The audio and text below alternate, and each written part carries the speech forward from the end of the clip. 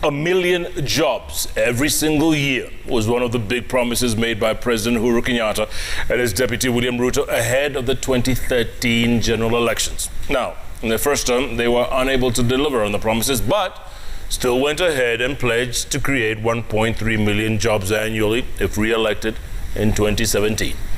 On tonight's National Reminder, our very own Victoria Robadiri takes a look at the Jubilee government's broken promises on job creation.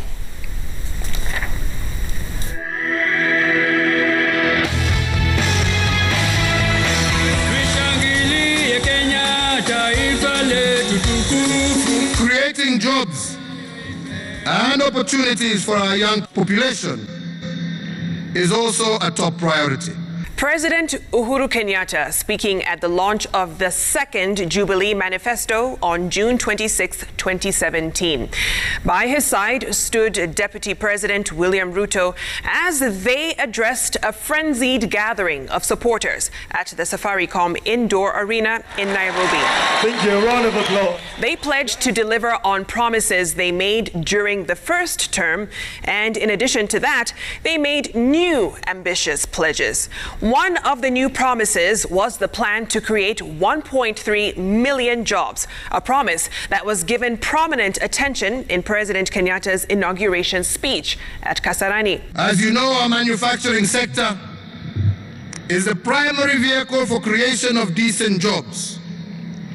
We will build on ongoing efforts such as the VW and Peugeot motor vehicle assembly plants, the fertilizer blending factories, Wrigley's and in the confectionery industry.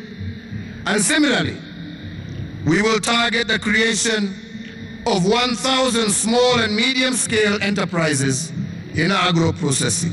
President Kenyatta's administration had failed to deliver on the promise of 1 million jobs annually in the first term, and so the pressure to keep their word was mounting in the second.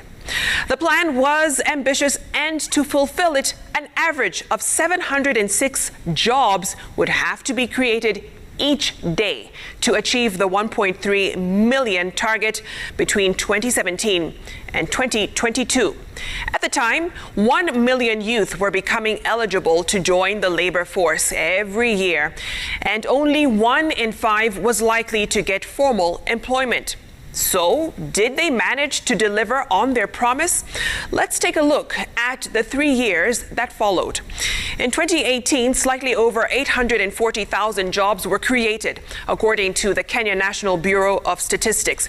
The informal sector accounted for 83.6% of the total employment.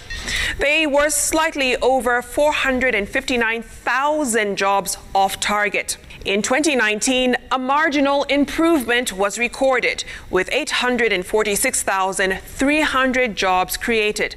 A whopping 767,900 jobs were from the informal sector.